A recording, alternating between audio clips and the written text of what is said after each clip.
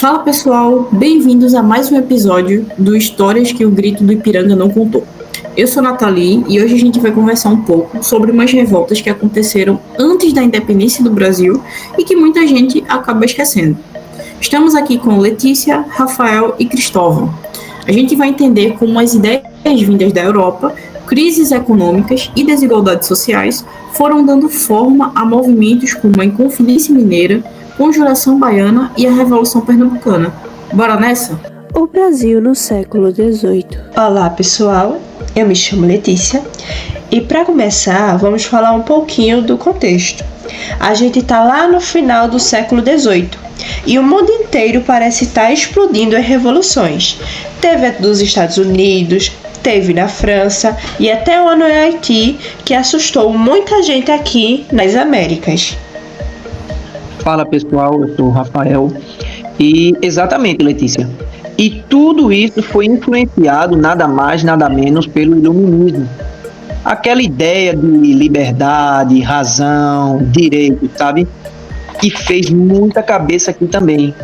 Especialmente entre os mais iletrados e principalmente a elite brasileira.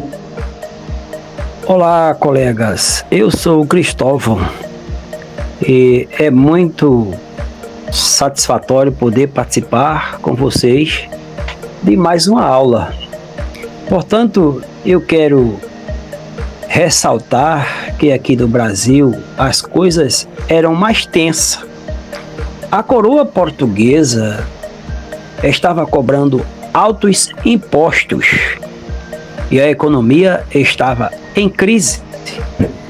E a elite local não estava satisfeita coisa nenhuma com essa situação. Isso tudo foi criando um clima de revolta. Desde então, a elite entendeu que não dependia da metrópole para sobreviver.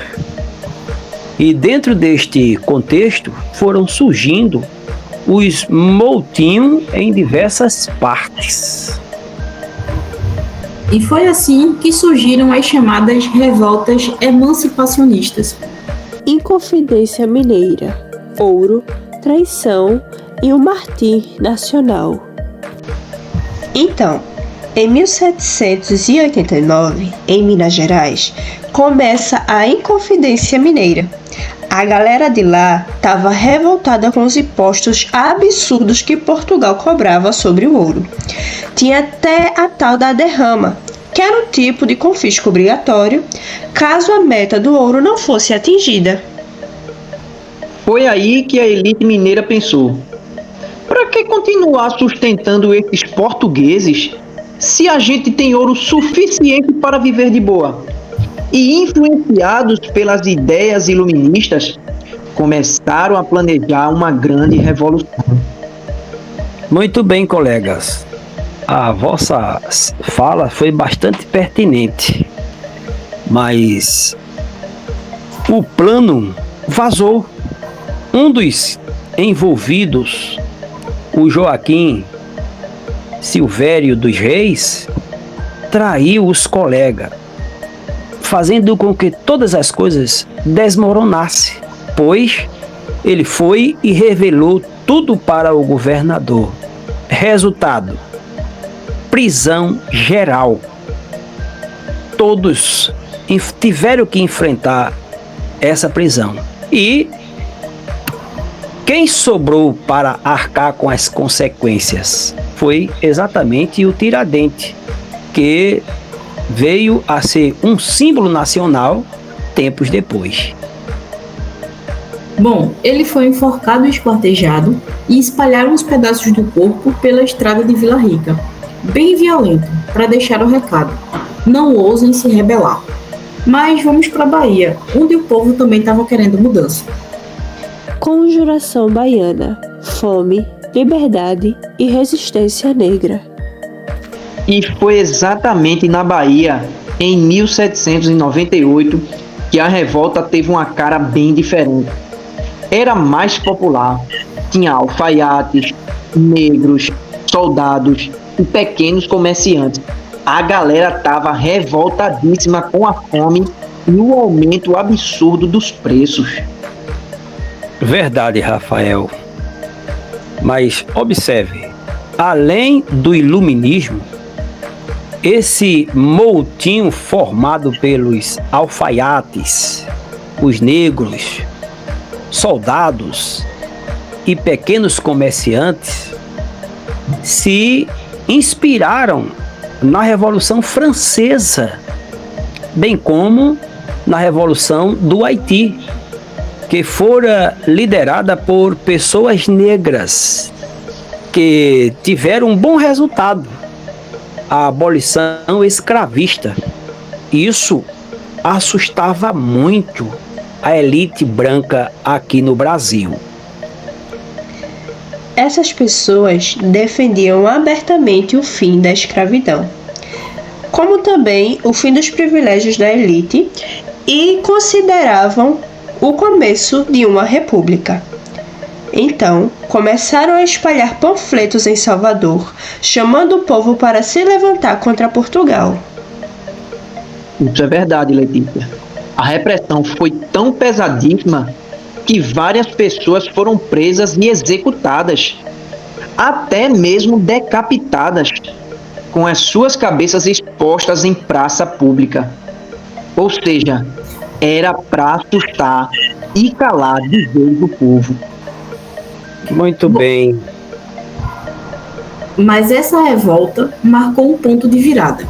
Ela mostrou que o povo pobre, negro e marginalizado também queria e lutava por liberdade. Revolução Pernambucana. Aqui chegou mais longe. Exatamente, colegas. A resposta que vocês trazem aí nesse comentário realmente é bastante contundente. Agora vamos ao ano de 1817. Em Pernambuco, neste período, deu-se início à Revolução Pernambucana. Essa foi a única das revoltas que realmente deu certo, mas por pouco tempo. O povo não só se rebelou, eles tomaram o poder e instaurou um governo provisório nesse período. Tudo isso começou depois da chegada da família real portuguesa em 1808, e os impostos aumentaram. Os cargos públicos foram dados a portugueses. A elite pernambucana ficou furiosa. Aí eu posso dizer com toda convicção, essa foi a gota d'água. Mandaram prender o capitão José de Barros Lima, mas ele reagiu e se levantou contra o oficial português, matando-o. Isso foi o estopim. E a cidade de Recife foi tomada por completa. Muito contundente, Rafael, a sua fala. Eles, nesse período, chegaram a proclamarem a República em Pernambuco. Criaram os três poderes. Garantiram liberdade de imprensa e até aumentaram o salário dos soldados. Só que não mexeram na escravidão. Como tinha muito fazendeiro envolvido, eles preferiram manter o sistema escravocrata. O rei Dom João VI não gostou nem um pouco disso. Mandou várias tropas e 2 meses depois a revolução foi sufocada. Mas foi de longe a mais organizada e próxima de uma independência real. O grito que veio antes do Ipiranga. Quando a gente pensa na independência do Brasil, não dá para achar que foi só Dom Pedro lá no cavalo gritando independência ou morte e pronto, e acabou. Exatamente, Nathalie. Essas revoltas mostram que o desejo de liberdade vinha de vários lugares e de várias pessoas diferentes. De ricos, pobres, brancos e exatamente negros. Com objetivos diferentes, é claro, mas todos querendo mudança.